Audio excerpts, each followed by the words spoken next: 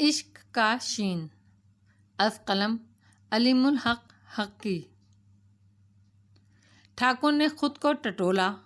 ایک دن کے بیٹے پر اسے ایسی محبت آئی تھی کہ بیٹا اس محبت کے عملی اظہار کا متحمل نہیں ہو سکتا تھا، اور بچے کے لیے ٹھاکرانی کی محبت اس کے انگ انگ سے بول رہی تھی۔ وہ تو برستی ہوئی محسوس ہو رہی تھی۔ تو اب کسی بھی معاملے میں زبردستی نہیں کی جائے گی۔ اس کا مطلب یہ ہے کہ بچے کی ضد کے سامنے ہتھیار ڈال دیے جائیں، بچے کی زبردستی کے سامنے سر جھکا دیا جائے، اور پرکھوں کی آتماؤں کو ہمیشہ کے لیے دکھ میں مبتلا کر دیا جائے، اپنی آن اپنے خالص اور پوتر خون کا غرور خاک میں ملا دیا جائے۔ نہیں نہیں، یہ تو ممکن ہی نہیں۔ پھر اسے مجذوب کی باتیں یاد آئیں۔ مجذوب نے کہا تھا، وہ تجھے ملا، یہ رب کا احسان ہے تجھ پر۔ تیری سمجھ میں اس کی باتیں نہیں آئیں گی۔ بحث نہیں کرنا، سختی نہیں کرنا، اس کو کسی بات سے مت روکنا، اس کی بات مان لیا کرنا، اس کا دل میلا نہ ہونے دینا، اس کا بن کر رہنا تیرا ہی بھلا ہے اس میں۔ اب ٹھاکر ان باتوں پر غور کر رہا تھا۔ اتنے چھوٹے سے بچے سے بحث نہیں کی جا سکتی تھی، نہ اس پر سختی کی جا سکتی تھی، مگر وہ ننھا سا نا سمجھ وہ مانگ رہا تھا جو اسے نہیں دیا جا سکتا تھا، اور وہ چیز بھی کوئی معمولی چیز نہیں، جیون دھارا تھی وہ، جس کے بغیر جیا ہی نہیں جا سکتا تھا۔ اب یہ کیسے مان لیا جائے؟ ٹھاکر کی سمجھ میں یہ نکتہ یوں آیا کہ بچے کو اس کی مرضی کا دودھ نہ دینا سختی ہی ہے اس کے لیے، یہ وہ سمجھ ہی نہیں سکتا تھا۔ اور پھر ٹھاکر کو آج صبح کی بات یاد آئی، پنڈت روپ سہائے کی بات۔ پنڈت نے جو آگے کی باتیں کی تھیں وہ تو کہانی لگتی تھی، پر اس نے یہ بھی کہا تھا کہ چھوٹے ٹھاکر اپنا بھاگیہ آپ لکھیں گے، جو چاہیں گے لکھیں گے، اور وہی کچھ ہوگا۔ بھگوان نے بڑی ہی شکتی دی ہے انہیں۔ یہ سب باتیں پریشان کرنے والی تھیں۔ بچے کی زندگی خطرے میں تھی، اس بچے کو جو ٹھاکر کی زندگی کی اکلوتی کمائی تھا۔ ایسے میں اسے مجذوب کی ایک ایک بات یاد آئی تو اس کی ڈھارس بندھی۔ مجذوب نے کہا تھا، چراغ جس نے روشن کیا ہے اس کی حفاظت بھی وہی کرے گا، لیکن تو اس کے سامنے ہوا کے لیے آڑ بن کر کھڑا ہوگا تو تیرا ہی بھلا ہوگا۔ چراغ کو تو روشن ہی رہنا ہے اور کوئی نہیں بجھا سکتا۔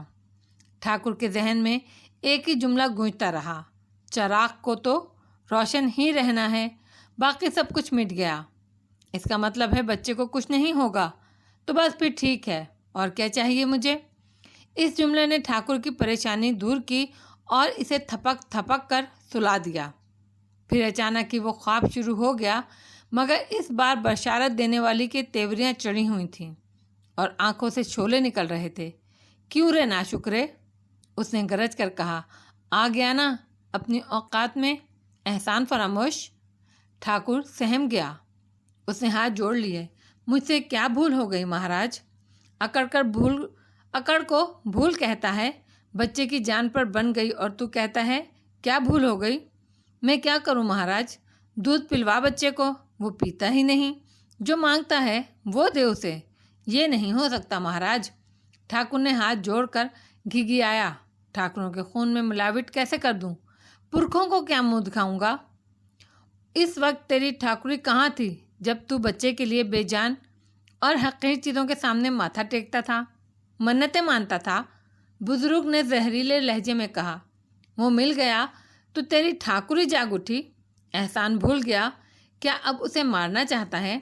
ٹھاکر مسکرایا، میں جانتا ہوں مہاراج، وہ جیے گا، بھگوان اسے مرنے نہیں دے گا۔ اس نے فاتحانہ لہجے میں کہا، اوہ تو یہ اکڑ بھی ہے؟ بزرگ نے پرجلال لہجے میں کہا، تو ٹھیک کہتا ہے، وہ جیے گا لیکن تیرا نہیں رہے گا۔ ٹھاکر لرز کر رہ گیا، کیا مطلب ہے مہاراج؟ جیسے اس کا کمرہ بدلا جا سکتا ہے ویسے ہی گھر بھی بدلا جا سکتا ہے۔ اب ٹھاکر گنگ ہو کر رہ گیا، یہ بات وہ کیسے بھول سکتا تھا؟ اور ایک بات سن، تجھے بچہ برگد کے اس پیڑ نے نہیں دیا تھا جہاں تو نے منت مانی تھی۔ ٹھاکر خالی خالی نظروں سے اسے دیکھتا رہا۔ تجھے خوشخبری ملنے سے پہلے ہی وہ تو جل گیا تھا نا؟ ٹھاکر کو یاد تھا۔ اس نے اس بات میں سر ہلایا، جو اپنی زندگی کے لیے خود محتاج ہے، وہ کسی کو کچھ دے سکتا ہے؟ تجھے یہ بیٹا اس نے دیا ٹھاکر جو سب کا مالک ہے، جو نہ سوتا ہے نہ اونگتا ہے، موت اس کے حکم کی محتاج ہے، سب اس کے محتاج ہیں، یہ بچہ اس کی دین ہے، زندگی اس کے حکم سے ہے، وہ جو چاہتا ہے وہی ہوتا ہے۔ تیرے بچے کے معاملے میں اسی کا فیصلہ چلے گا، جیسے کمرہ بدلا تھا گھر بھی بدل سکتا ہے۔ تیرے بچے کو اس کا من پسند دودھ پلوانے کے لیے لے جایا بھی جا سکتا ہے۔ کون روکے گا ٹھاکر؟ کون؟ تو روک سکتا ہے؟ زندگی تو جاری رہے گی، ماں باپ بدل جائیں گے، یہ بھی کوئی بڑی بات نہیں۔ تجھ پہ احسان کیا گیا تو احسان مان، تجھے امانت دی گئی تو اس کی قدر کر، اس کے سوا سب بھول جا، زندگی سنور جائے گی۔ ٹھیک ہے مہاراج، ایسا ہی کروں گا، اور خود سے سمجھنے کی عادت ڈال۔ کیا ہمیں ہی زحمت دیتا رہے گا؟ نہیں مہاراج، اب ایسا نہیں ہوگا۔ اور ٹھاکر کی آنکھ کھل گئی، وہ ہڑبڑا کر اٹھ بیٹھا۔ چند منٹ وہ اس خواب پر غور کرتا رہا، اور پھر وہ اس نتیجے پر پہنچا، سچی بات تو یہی تھی کہ بچے کی زندگی سب سے اہم تھی، وہ اسے کیسے کھونے دیتا؟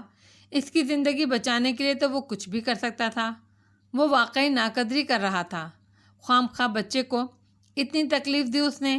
وہ اٹھ کر کھڑا ہو گیا۔ ٹھاکرانی رو رہی تھی، اسے ٹھاکر کے آنے کی کوئی امید نہیں تھی، وہ مایوس تھی۔ ٹھاکر فیصلہ کر چکا تھا اور اب اس سے ہٹنے والا نہیں تھا، اور ٹھاکرانی جانتی تھی کہ بچہ اب زیادہ دیر بھوک نہیں جھیل سکے گا۔ ایک ہی امید تھی، اور وہ یہ کہ بچہ ضد چھوڑ دے، اور یہ نہ پیتا تو اس کے بعد کی بات ٹھاکرانی سوچ ہی نہیں سکتی تھی، وہ بس رو سکتی تھی۔ ٹھاکر کمرے میں آیا تو وہ حیران ہوئی اور اٹھ کر بیٹھ گئی۔ شانتا ایک کونے میں بیٹھی اونگ رہی تھی۔ ٹھاکر کے قدموں کی چاپ سن کر اس نے آنکھیں کھولی اور گھبرا کر اٹھ کھڑی ہوئی۔ پرنام مالک، اس نے ہاتھ جوڑتے ہوئے کہا۔ ٹھاکر نے بچے کو دیکھا جو ٹھاکرانی کے پہلو میں لیٹا تھا، پھر اس نے نرم لہجے میں کہا، شانتا جا، تو جا کر سو جا آرام سے۔ شانتا نے یوں دیکھا جیسے اس کی سمجھ میں بات نہیں آئی ہو۔ اب تیری ضرورت صبح کے وقت پڑے گی، رات کی تیری چھٹی۔ شانتا کمرے سے چلی گئی تو ٹھاکر نے ٹھاکرانی سے وضاحت کی، اس کے سامنے بات نہیں کی جا سکتی تھی نا۔ ٹھاکرانی نے سر کو تفہیمی جنبش دی، مگر سچ یہ ہے کہ اس کی سمجھ میں کچھ نہیں آیا تھا۔ ٹھاکرانی دیکھ رہی تھی۔ ٹھاکر چند لمحے کھڑا بچے کو غور سے دیکھتا رہا۔ بچے کے چہرے سے نقاہت عیاں تھی، اس کی آنکھیں بند تھیں۔ ٹھاکر نے بڑی محبت سے اسے پکارا، چھوٹے ٹھاکر، کیا بات ہے؟ آپ ایسے کیوں ہو گئے؟ ٹھاکر لوگ ایسے ہمت نہیں ہارتے۔ یہ کہنا غضب ہو گیا۔ بچے نے آنکھیں کھولی اور اگلے ہی لمحے چنگھاڑ چنگھاڑ کر رونے لگا۔ یہ گویا باپ کی بات کا جواب تھا۔ ٹھاکر بچے نے نہ ہمت ہاری تھی اور نہ ہی اپنی ضد چھوڑی تھی۔ ٹھاکر کو حیرت ہوئی، بچے کی آنکھوں سے جھلکنے والی نقاہت بہت خوفناک تھی، اور اس نقاہت میں وہ اپنی پوری طاقت سے رو رہا تھا۔ ٹھاکر کو خوف آنے لگا، کہیں بچے کو کچھ ہو نہ جائے۔ اس نے بچے کو گود میں اٹھا کر چمکارا، نہ چھوٹے ٹھاکر نہ، آپ کو رونے کی ضرورت نہیں۔ روتا ہوا بچہ ایک دم چپ ہو گیا۔ میں نادان تھا چھوٹے ٹھاکر، ٹھاکر پرتاپ سنگھ اب خود کلامی کے انداز میں کہہ رہا تھا۔ مجھے سب کچھ بتا دیا گیا ہے، لیکن میں سمجھا نہیں تھا۔ مجھے بتایا گیا کہ آپ سے ضد نہیں کرنی، بس آپ کی ماننی ہے۔ میں نے سوچا آپ اتنے چھوٹے ہیں، ضد نہیں کر سکتے۔ مجھے بتایا گیا کہ آپ اپنا بھاگیہ خود لکھیں گے۔ میں نے سوچا اس وقت نہ جب لکھنا سیکھیں گے تب۔ میں نادان تھا، مجھے کیا پتا تھا آپ نے اپنا بھاگیہ آپ لکھنا شروع کر دیا ہے۔ اب میری سمجھ میں آ رہا ہے۔ آپ فکر نہ کریں، جو آپ مانگیں گے ملے گا آپ کو۔ اب روئیے گا نہیں۔ ٹھاکرانی یہ سب کچھ سن اور دیکھ رہی تھی۔ اس کی سمجھ میں کچھ نہیں آ رہا تھا، مگر آخری بات اس کی سمجھ میں خوب آ گئی۔ تو ٹھاکر جی کیا حمیدہ؟ ہاں رنجیتا، میں ابھی حمیدہ کو لینے جا رہا ہوں۔ آپ؟ ٹھاکرانی کے لہجے میں حیرت تھی۔ ہاں میں خود جاؤں گا۔ شانتا کو بھیج دیں، کسی نوکر کو بھیج دیں۔ نہیں رنجیتا، غرض میری ہے، میں خود جاؤں گا۔ جب کسی سے کچھ مانگنا ہو और वो भी जीवन जैसी चीज़ तो भिखारी बनकर मांगना चाहिए, बादशाह बनकर नहीं। मेरा बस चलता तो मैं छोटे ठाकुर को लेकर हमीदा के दरवाजे पर जाता। वो कहते कहते रुका और चंद लम्हे सोच कर बोला, लेकिन रंजीता, एक बात याद रखना, ये बात सबसे छुपानी है, किसी को पता ना चले कि छोटा हमीदा का दूध पीता है। ये तुम्हारी जिम्मेदारी है। ये बात ना होती तो छोटा खुद जाकर हमीदा से दूध मांगता।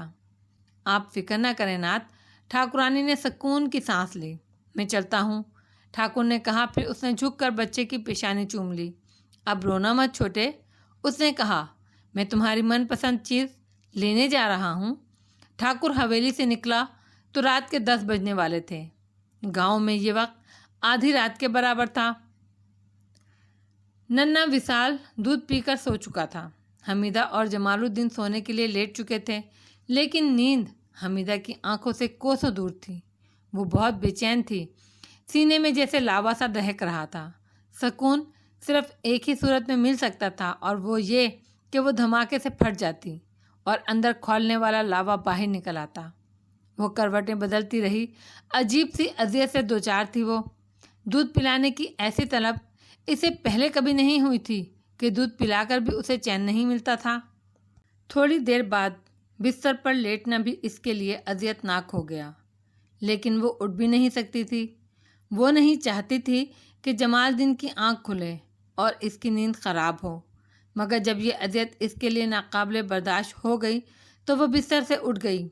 वैसे भी इसका अंदाज़ा था कि जमालुद्दीन अब तक सो चुका होगा। वो कमरे से निकली और घर के सहन में आ गई। उधर जमालुद्दीन को नींद तो आ रही थी, लेकिन पलंग पर जलजला सा आया हुआ हो तो आदमी कैसे सो सकता है। हमीदा बेचैन थी, करवट पर करवट बदल रही थी। जमालुद्दीन की नींद गहरी होने से पहले ही उचट हो जाती थी। आखिर में इसकी नींद बिल्कुल ही उड़ गई और वो हमीदा के बारे में सोचने लगा। ज़रूर कोई ख़ास बात थी, वरना हमीदा तो बेसुध होकर सोने वाली थी। जिस करवट से सोती जागती भी उसी करवट पे थी, और ये तब्दीली गुज़श्ता रात से आई थी। कल रात भी वो बेचैन थी, बार बार उठकर विशालुद्दीन को दूध पिलाती थी। फिर दिन भर भी उसका हाल अजीब रहा। कई गैर मामूली बातें हुई थी दिन में, और लगता था कि हमीदा को किसी का इंतज़ार है। फिर जब हवेली से बुलावा आया तो दस्तक होते ही इसने कपड़े बदले थे और तैयार हो गई थी, जैसे वो इस दस्तक ही की मुंतज़िर हो, और कैसी बेकरार होकर हवेली जाने के लिए निकली थी। ये सब याद करके जमालुद्दीन के दिल में हौल उठने लगे। दिमाग में अंदेशे सरसराने लगे। कोई ऐसी वैसी बात तो नहीं। कल रात हवेली से वापसी पर ही हमीदा बेचैन हुई थी। वहाँ कोई बात? उसी लम्हे हमीदा बड़ी आहिस्ता से बिस्तर से उठी और सहन की तरफ चल दी। जमालुद्दीन का दिल अजीब अंदाज में धड़का। अब वो शक की आग में जल रहा था। ये सब क्या हो रहा है? क्या होने वाला है? वो भी बिस्तर से उठा और दबे पांव सहन की तरफ चल दिया। कमरे के दरवाजे की चौखट पर वो ठुठक गया। उसका ख्याल था हमीदा दरवाज़ा खोलकर घर से बाहर गई होगी, लेकिन वो तो सहन में ही थी। वो पूरे चांद की रात थी। सहन चांदनी में नहाया हुआ था। सब कुछ साफ दिखाई दे रहा था। इस खेत करती चांदनी में जमालुद्दीन ने हमीदा को देखा और दहल कर रह गया। वो इधर से उधर और उधर से इधर यूं तेज तेज कदमों से टहल रही थी, जैसे इसके पैरों के नीचे अंगारे बिछे हों।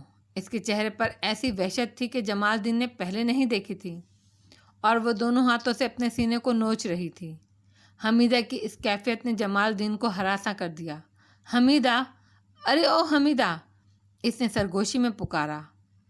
उसकी आवाज़ सुनते ही हमीदा जैसे बुद्ध बन गई। उसके कदम जहाँ थे वहीं रुक गए, हाथ सीने पर जमे रहे। उसने दरवाजे की तरफ देखा। जमालुद्दीन वहाँ हियूला सा नज़र आ रहा था। आप क्यों उठ गए जी? उसने अजीब से लहजे में कहा। जमालुद्दीन ने कदम बढ़ाया और सहन में आ गया। बात क्या है हमीदा? कल से तुम्हारा यही हाल है। कोई बात नहीं जी, बस नींद नहीं आ रही। बात तो है, कल रात तुम हवेली से आई हो तो इस हाल में हो। अब के जमालुद्दीन का लहजा सख्त था। हवेली के हवाले पर हमीदा का चेहरा फक हो गया। कुछ भी तो नहीं, कुछ भी नहीं, वो हकलाई। جمال دین کا دل بیٹھنے لگا۔ حمیدہ، کوئی روک تو نہیں لگا لائی تو؟ اس کے لہجے میں اندیشوں کی سرسراہٹ تھی۔ حمیدہ کو جھٹکا سا لگا، جیسے کسی نے اسے جھنجھوڑ کر رکھ دیا ہو۔ اس نے شکایتی نظروں سے شوہر کو دیکھا۔ آپ میرے بارے میں ایسا بھی سوچ سکتے ہیں جی؟ تو تیری حالت دیکھ کر اور کیا سوچوں؟ روک تو لگا ہے جی، پر عزت کا، آبرو کا نہیں۔ ایسا ہونے سے پہلے تو میں مر جاؤں۔ حمیدہ کے لہجے کی سچائی نے جمال دین کے دل کو چھو لیا۔ اس کا لہجہ نرم ہو گیا۔ تو پھر کیسا روگ ہے ری؟ یہ مامتا کا روگ ہے، وصال کے ابا۔ یہ جواب جمال دین کے لیے اور معمہ تھا۔ وہ جھنجھلا گیا۔ صاف بات کر حمیدہ، اتنا کافی نہیں کہ بات تمہاری عزت اور میری آبرو کی نہیں ہے؟ نہیں، تو مجھے سب کچھ بتا دے۔ حمیدہ چند لمحے سوچتی رہی، پھر نظریں جھکا کر بولی، پر کسی کو بتانا نہیں۔ حمیدہ بولتی رہی، جمال دین سنتا رہا۔ اس کا دل خوف سے بھرتا رہا۔ سب کچھ سننے کے بعد اس نے کہا، تو آگ سے کھیل رہی ہے حمیدہ۔ دیکھ، یہ دین اور دھرم کے گھورک دندے ہیں، ان میں خود کو الجھانا ٹھیک نہیں۔ میں بھی جانتی ہوں، پر کیا کروں، میں مجبور ہوں۔ یہ خیال دل سے نکال دے، یہ تیرا حق بھی نہیں ہے۔ میں یہی چاہتی ہوں، مگر مجبور ہوں، خود پر زور نہیں چلتا۔ حمیدہ کے لہجے میں بے بسی تھی۔ کیسے نہیں چلتا؟ تجھے خود کو سنبھالنا ہوگا، میں کوئی مجبوری نہیں جانتا۔ پھر یہ تو سوچ کے ٹھاکر جی کے کتنے احسان ہیں ہم پر۔ تم کیسے سمجھو گے؟ مرد ہونا، تمہیں کیا معلوم دودھ کا ابال کیا ہوتا ہے، مجھ پر کیا گزر رہی ہے۔ میں صرف یہ جانتا ہوں کہ ٹھاکر جی کو پتہ چل گیا تو وہ ہمیں تباہ کر دیں گے۔ میں نہیں جانتی میں ایسی بے بس کیوں ہو گئی ہوں۔ یہ وہ لمحہ تھا کہ جمال دین کا ہاتھ اٹھنے ہی والا تھا، مگر اسی لمحے دروازے پر دستک ہوئی۔ وہ بے وقت کی دستک تھی۔ جمال دین گھبرا گیا۔ اس کا اٹھا ہوا ہاتھ جیسے پتھر کا بن گیا۔ دستک دوبارہ ہوئی تو وہ چونکا۔ تو اندر جا حمیدہ، میں دیکھتا ہوں اتنی رات کو کسی کا آنا خیر تو نہیں۔ حمیدہ کمرے میں چلی گئی۔ جمال دین دروازے کی طرف بڑھا۔ اس نے کنڈی کھولی، مگر دروازہ کھلتے ہی وہ حیران رہ گیا۔ ایک بار پھر وہ بت بن کر رہ گیا تھا۔ گاؤں میں سناٹا تھا۔ ادھر ادھر گھومنے والے آوارہ کتوں کے سوا کوئی زی رو نظر نہیں آ رہا تھا۔ یہ بھی اچھا تھا کہ ٹھاکر پرتاپ سنگھ کو جمال دین کے دروازے پر جاتے ہوئے دیکھنے والا کوئی نہیں تھا۔ ٹھاکر پرتاپ سنگھ اس وقت متضاد جذبوں کا اسیر تھا۔ اس نے زندگی میں کبھی کسی سے کچھ نہیں مانگا تھا، کبھی ضرورت ہی نہیں پڑی تھی کچھ مانگنے کی۔ اسی لیے پہلی بار جب اولاد کے لیے منت ماننے وہ مندر گیا تو اسے عجیب لگا۔ اسے حیرت بھی ہوئی کہ اس سے پہلے اس نے بھی بھگوان سے کبھی کچھ نہیں مانگا تھا۔ وہ راجپوت تھا اور اس کے پاس دو طرح کی طاقت تھی، ایک دولت کی جس کے زور پر وہ کچھ بھی خرید سکتا تھا، دوسری طاقت اپنے بازوؤں کی تھی، لیکن ان دونوں کے استعمال کی بھی اسے کبھی ضرورت نہیں پڑی تھی۔ طبعاً وہ نیک اور شریف النفس تھا، اس نے کبھی ایسی کوئی خواہش کی ہی نہیں۔ وہ تو ہمیشہ ہی دوسروں کو دیتا رہا تھا۔ تو جب پہلی بار مندر میں اس نے بھگوان کی مورتی کے سامنے ماتھا ٹیک کر اولاد کے لیے پرارتھنا کی تو اسے اپنے اندر بہت شرمندگی ہوئی۔ شرمندگی اس بات کی بھی کہ وہ کچھ مانگ رہا ہے، اور اس بات کی بھی کہ اس سے پہلے اس نے بھگوان سے کسی بھی تعلق کو رکھا ہی نہیں تھا۔ اس نے کبھی پوجا بھی نہیں کی تھی، اور اس وقت اپنی غرض سے اس کے سامنے سر جھکاتے ہوئے بھی اس کے دل میں کوئی جذبہ نہیں تھا، عبودیت کا احساس تک نہیں تھا۔ پہلی بار اسے پتہ چلا کہ منش کے پاس کتنی ہی طاقت ہو، وہ بہرحال غرض مند ہوتا ہے، اور اس پر بے بسی بھی طاری ہوتی ہے۔ اگلے 18 برسوں میں کون سی ایسی چوکٹ تھی جہاں اس نے سر نہیں جھکایا ہو؟ اس نے سادھوؤں کے پیر چھوئے، درختوں کے سامنے ماتھا ٹیکا۔ اولاد کی طلب نے اسے بھکاری بنا دیا۔ کبھی کبھی راجپوت کی انا کے زخم سے ٹیسیں اٹھتی تو وہ سوچتا، کوئی بات نہیں، بھگوان کے سامنے ہی تو ہاتھ پھیلایا ہے، جس سے راجے مہاراجے بھی مانگتے ہیں۔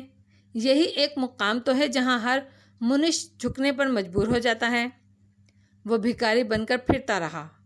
آخر اسے بیٹا مل گیا، اور اب وہ بیٹا اس سے ایک ایسی چیز مانگ رہا تھا جو اس کے اور اس کی پتنی کے پاس نہیں تھی۔ وہ چیز بھگوان کے پاس بھی نہیں تھی، ہاں ایک انسان کے پاس تھی۔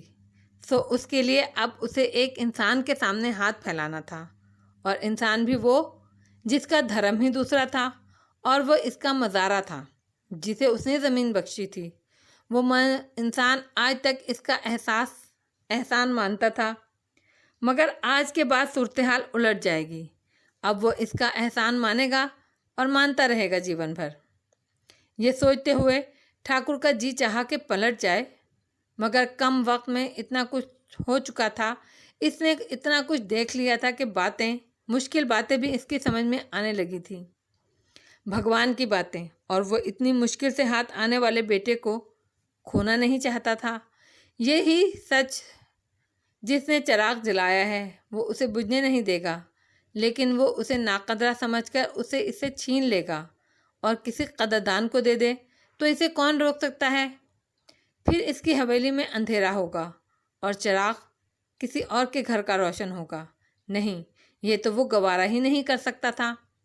اتنے برسوں کے بعد تو کہیں ہردے میں روشنی ہوئی تھی، اور یہ کتنی عجیب بات تھی کہ اس کے گاؤں میں وہی ایک مسلمان پریوار تھا۔ وہ خود اس پریوار کو دوسرے گاؤں سے ان پر مہربانی کر کے لایا، انہیں بچا کر یہاں لایا اس دن کے لیے۔ یہ اس نے سوچا بھی نہیں تھا، مگر بھگوان تو جانتا تھا۔ یہ تو وہ اب سمجھ رہا تھا کہ اس وقت اس نے ان پر نہیں، خود پر احسان کیا تھا۔ وہ جانتا تھا وہ اس کا احسان مانتے ہیں، اس کے لیے کچھ بھی کر سکتے ہیں۔ شاید اگر وہ جمال دین سے جان بھی مانگ لے تو وہ انکار نہیں کرے گا، لیکن وہ ٹھاکر پرتاپ سنگھ مانگنے والا نہیں تھا۔ یہ الگ بات کے مانگنے پر مجبور ہو گیا تھا۔ چھوٹے نے، اس کے چھوٹے ٹھاکر نے اپنے دودھ کے لیے اسی گھر کی عورت کو پسند کیا تھا، تو اب وہ اس کے سامنے جھولی پھیلائے گا، ان سے بھیک مانگے گا۔ یہ سوچ کر اس کے قدم پھر ٹھٹکے۔ یہ ضروری تو نہیں کہ وہ خود جا کر سوال کرے، ضرورت کی جھولی پھیلائے۔ وہ ٹھاکرانی سے کہہ کر حمیدہ کو حویلی میں بلوا سکتا ہے، کیوں نہیں؟ وہ یہاں کا مالک ہے۔ ٹھاکرانی نے بھی تو یہی کہا تھا، لیکن اس نے خود ہی تو منع کیا تھا۔ مانگنا ہے تو آدمی مانگنے والوں کی طرح مانگے، مانگنے کے بھی آداب ہوا کرتے ہیں۔ پھر ایک اور بات بھی تھی، اس طرح دوسروں کو شبہ ہو سکتا ہے، اور سب سے بڑی بات یہ کہ منہ چھپانا بزدلی ہے۔ وہ جو راجپوتوں کے شایان شان نہیں، اور وہ بازار میں ملنے والی کوئی عام چیز تو نہیں مانگ رہا ہے، ورنہ وہ اس چیز کو خرید ہی نہیں لیتا۔ اس عورت حمیدہ کا اپنا ایک بچہ ہے جس کا اس کے دودھ پر حق ہے، اور اس کا پتی ہے جس کی اجازت کے بغیر وہ کچھ نہیں کر سکتی۔ اس سے اجازت لینا بھی ضروری ہے، اور پھر اس کا صلہ دینا بھی ضروری ہے۔ ٹھاکروں کی گڑھی کے ٹھاکر پرتاپ سنگھ کو احساس بھی نہیں ہوا کہ وہ مانگنے کے آداب خود بخود سیکھ رہا ہے۔ ٹھاکر چونک کر رکا۔ وہ منزل پر پہنچ چکا تھا۔ سامنے جمال دین کے گھر کا دروازہ تھا۔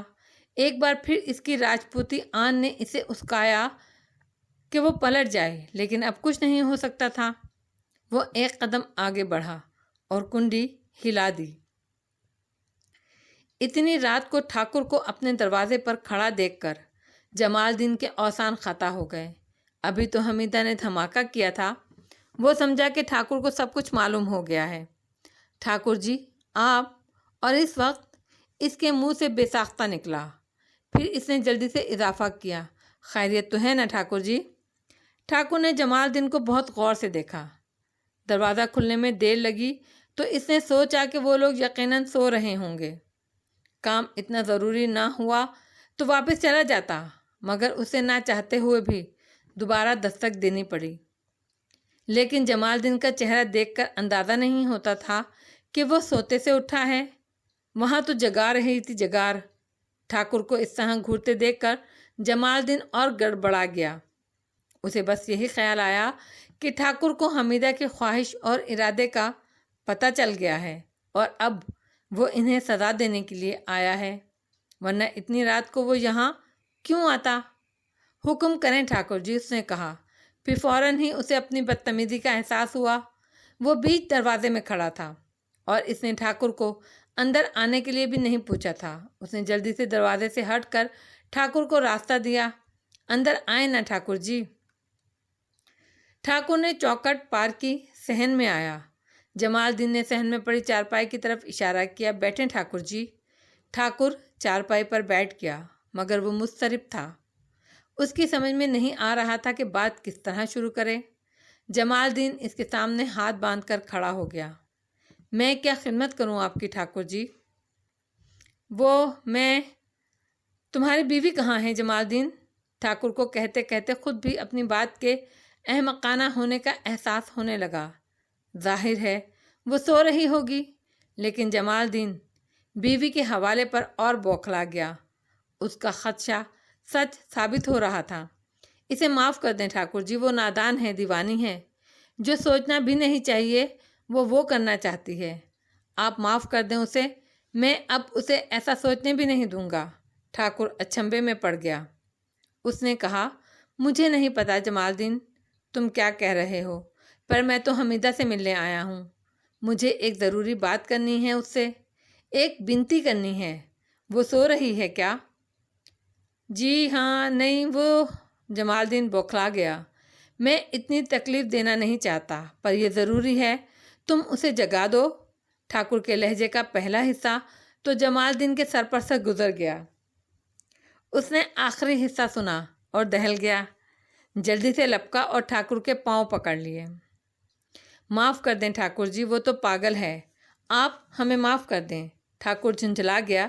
ये आदमी ना सीधी बात करता है, ना इसकी सुनता है। मगर इसने फ़ौरन ही खुद को याद दिलाया कि गर्ज़मंद लोग उन लोगों पर गुस्सा नहीं करते जिनसे कोई गर्ज हो। तुम्हें क्या हो गया है जमालदीन?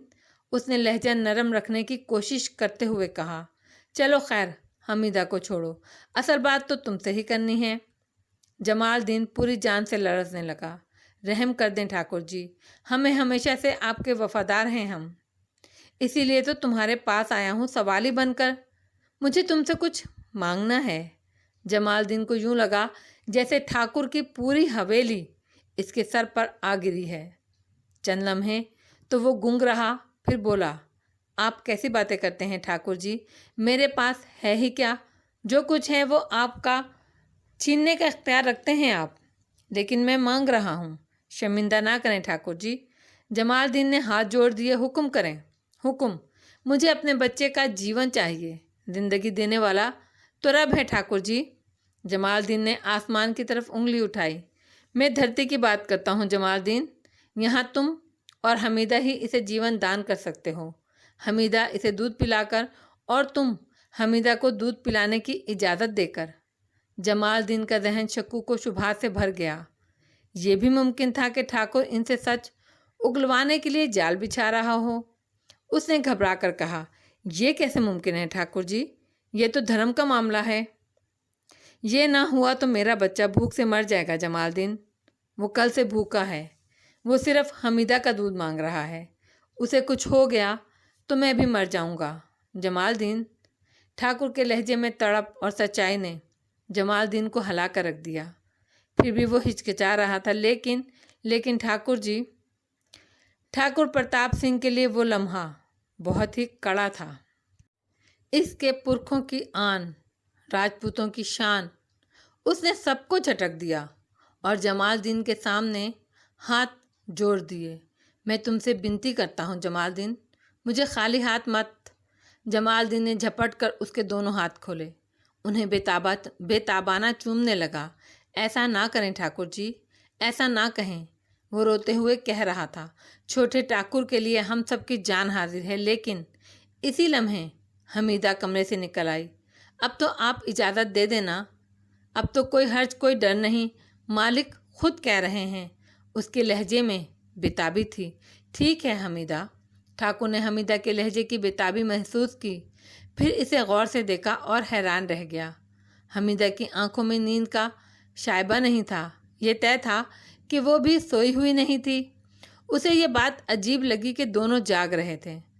इजाज़त दे दो जमालदीन, ठाकुर ने कहा, ये मुझ पर उपकार होगा तुम्हारा।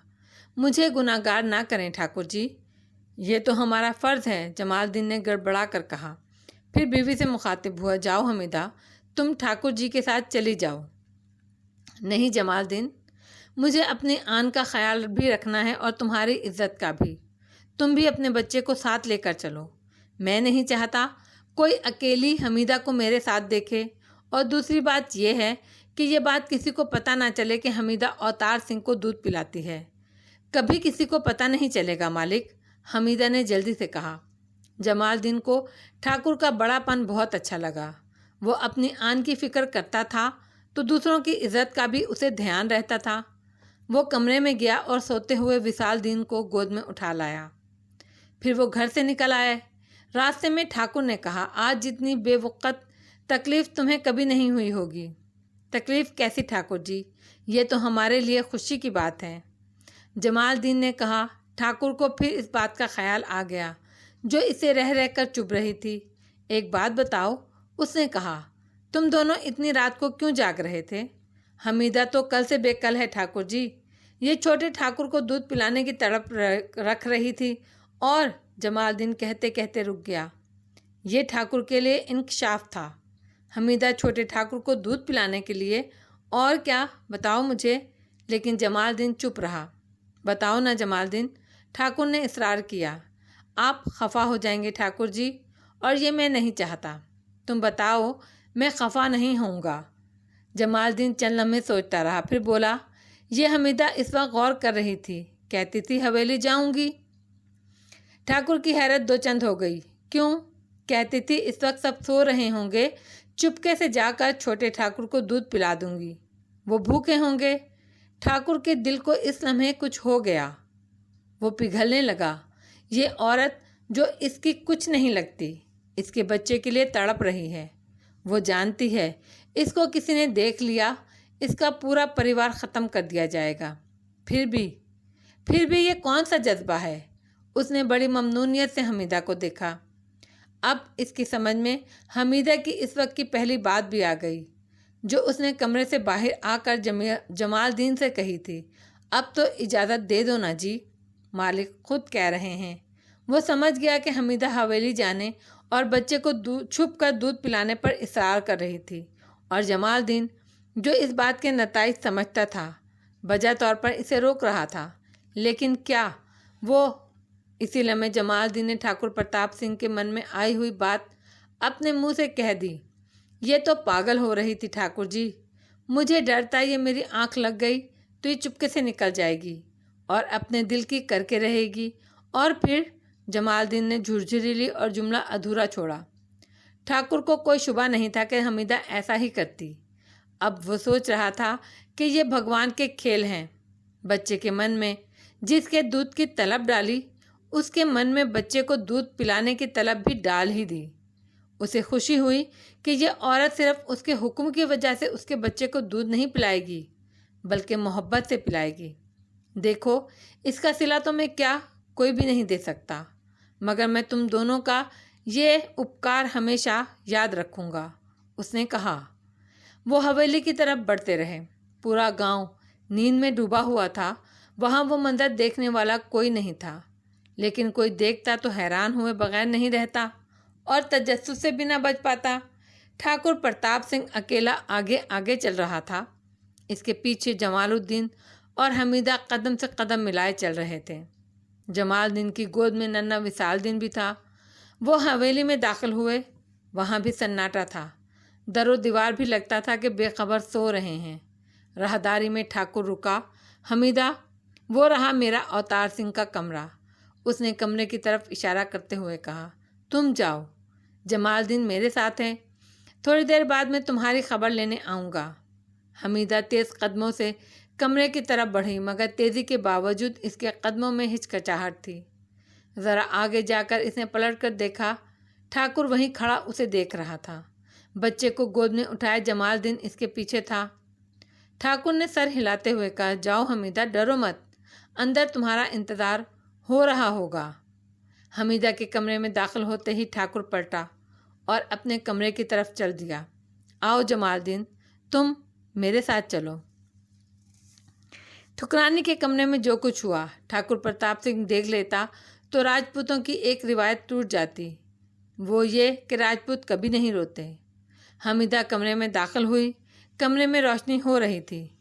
مسہری پر بیٹھی تھی ٹھکرانی اور پہلو میں لیٹے بچے کو ٹکٹکی باندھے دیکھ رہی تھی۔ اس کے چہرے پہ خوف جیسے جم کر رہ گیا تھا۔ اس کی محویت ایسی تھی کہ دروازہ کھلنے اور بند ہونے کی آواز سے بھی نہیں ٹوٹی۔ سلام مالکن، حمیدہ نے کہا۔ اس پر ٹھاکرانی نے چونک کر سر گھمایا۔ حمیدہ کو دیکھتے ہی اس کی آنکھوں میں چمک پیدا ہوئی۔ آجا حمیدہ، ہم کب سے تیری راہ تک رہے ہیں، میں اور میرا بچہ۔ اس کے لہجے میں بےتابی تھی۔ مگر سن حمیدہ، دروازے کی چٹکنی لگا دے پہلے۔ حمیدہ کچھ سمجھی نہیں، مگر حکم کی تعمیل کرنا اس کے خون میں شامل تھا۔ چٹکنی چڑھا کر وہ واپس آئی اور مسہری کے پاس کھڑے ہو کر ایک نظر بچے پر ڈالی۔ پھر اس نے ٹھاکرانی سے پوچھا، کیسے ہیں چھوٹے ٹھاکر؟ پوری رات پورا دن گزر گیا، بھوکا ہے، تو جلدی سے یہاں بیٹھ جائے حمیدہ۔ ٹھاکرانی نے مسہری کے پائنتے والے حصے کی طرف اشارہ کیا۔ حمیدہ کی آنکھیں پھیل گئیں۔ نہیں مالکن، یہ مجھ سے نہیں ہوگا، جیسا میں کہتی ہوں ویسا کر، ٹھاکرانی نے درست لہجے میں کہا۔ پھر لہجہ نرم رکھتے ہوئے بولی، یہ تو بھگوان کی دیا ہے تجھ پر، جب میرے حصے کا کام کرے گی تو میری ہی جگہ پر بیٹھے گی نا۔ حمیدہ نے ٹھاکرانی کے تیور بھانپے اور سہمتے جھجکتے مسہری پر بیٹھ گئی۔ اس کے پاؤں نیچے لٹکے ہوئے تھے۔ پاؤں اوپر کر کے آرام سے بیٹھ، لگتا ہے تجھے تو دودھ پلانا بھی نہیں آتا۔ حمیدہ کو یہ بات کوڑے کی طرح لگی۔ بات غلط اور توہین آمیز بھی تھی۔ وہ اپنے وصال کو 10 ماہ سے دودھ پلا رہی تھی اور ٹھاکرانی کہہ رہی تھی کہ اسے دودھ پلانا نہیں آتا۔ مگر وہ عورت تھی، ٹھاکرانی کے اندر کا دکھ سمجھ گئی۔ وہ محروم عورت جو برسوں سے اپنے بچے کو دودھ پلانے کی آرزو کر رہی تھی، اب اسے بچہ بھی میسر تھا اور پلانے کے لیے دودھ بھی، لیکن اس کا بچہ اس کا دودھ پینے سے انکاری تھا۔ ایسے میں اسے حسد تو ہونا ہی تھا۔ یہ تو ممتا کی عظمت تھی کہ وہ اسے اپنے بچے کو دودھ پلانے کی اجازت دے کر اتنی بڑی شکست قبول کر رہی تھی، ورنہ عورت محبت کے معاملے میں ہمیشہ کی محرومی کو سانچے پر ترجیح دیتی ہے۔ حمیدہ مسہری پر آلتی پالتی مار کر بیٹھ گئی۔ اس نے بچے کو دیکھا۔ اس پہ غشی کسی کیفیت طاری تھی۔ اس کی اد کھلی آنکھوں میں نقاہت کے سوا کچھ بھی نہیں تھا۔ صاف پتہ چلتا تھا وہ کچھ بھی نہیں دیکھ پا رہا ہے۔ اسے خوف آنے لگا۔ اس کا جی چاہا وہ جلدی سے اسے گود میں لے اور دودھ پلانے لگے، لیکن اس نے یہ بات کہی بھی نہیں، بس وہ منتظر بیٹھی رہی۔ کچھ لمحے یوں ہی اس انتظار میں گزرے اور پھر وہ لمحے بہت طویل تھے۔ حمیدہ کو لگتا تھا کہ کسی بھی لمحے ٹھاکرانی کا ارادہ بدل جائے گا اور وہ اسے رخصت کر دے گی۔ وہ اپنے حصے کا اعزاز اسے کبھی نہیں دے گی۔ اس میں اتنی ہمت نہیں تھی کہ یہ نظریں اٹھا کر ٹھاکرانی کے چہرے کا تاثر دیکھ لیتی۔ بالآخر ٹھاکرانی نے بڑی نرمی سے بچے کو اپنی گود میں اٹھایا اور جیسے خود سے بولی، بہت ہٹیلے بالک ہوں راج۔ پھر اس نے بڑی نزاکت سے بچے کو حمیدہ کی گود میں لٹا دیا اور پھر عجیب سی نظروں سے بچے کو دیکھنے لگی۔ حمیدہ کی لمس کا گود کا لمس پاتے ہی بچے کے ننھے سے وجود میں کرنٹ دوڑ گیا۔ اس کی اد کھلی آنکھیں پوری طرح کھل گئیں، کمزوری کے ساتھ ہی صحیح، مگر اس کے ننھے منھے ہاتھ مچلے اور حمیدہ کو چھونے لگے۔ حمیدہ کا دل پھٹنے لگا۔ بچہ صاف صاف دودھ مانگ رہا تھا اس سے، مگر وہ حکم کی منتظر تھی۔ معاملے کی نزاکت اور راجپوتوں کی آن دونوں کو سمجھتی تھی۔ بغیر حکم کے وہ دودھ کیسے پلاتی؟ وہ نظریں جھکائے بیٹھی رہی۔ ٹھکرانی نے بھی اپنے بچے کا کیمیاوی رد عمل دیکھا۔ اس کا ہاتھ بے ساختہ اپنے سینے کی طرف لپکا۔ ہے بھگوان، اس نے دل ہی دل میں کہا، میرا پوت تو سب کچھ جانتا ہے، پھر یہ اس طرح مجھے کیوں نہیں چھوتا؟ اور یہ انجان ناری، اس نے حقارت سے سوچا، اور وہ بھی دوسرے دھرم کی، اس سے کیسے لپٹ رہا ہے؟ ایک دم سے رقابت کی آگ بھڑک اٹھی، آگ بھی ایسی کہ ٹھاکرانی کو کبھی اس سے واسطہ ہی نہیں پڑا تھا۔ اس کا جی چاہا بچے کو اپنی گود میں لے لے، حمیدہ کو دھکے دے کر کمرے سے نکال دے، مگر فوراً یہ خیال بھی آ گیا کہ بچے کی زندگی خطرے میں ہے۔ مگر اسی لمحے اسے حمیدہ سے نفرت، شدید نفرت محسوس ہو رہی تھی، اور اس نفرت کا اظہار کی ضرورت بھی تھی، ورنہ ٹھاکرانی کو کچھ ہو جاتا چنانچہ اس نے اس نفرت کو کسی اور طریقے سے نکالا۔ میں نے بچے کو تیری گود میں اس کا منہ دیکھنے کے لیے نہیں دیا حمیدہ، دودھ کیوں نہیں پلاتی اسے؟ اس نے نفرت بھرے لہجے میں کہا۔ حمیدہ اس کی منتظر تھی، نفرت سے ہی صحیح، مگر حکم تو ملا تھا۔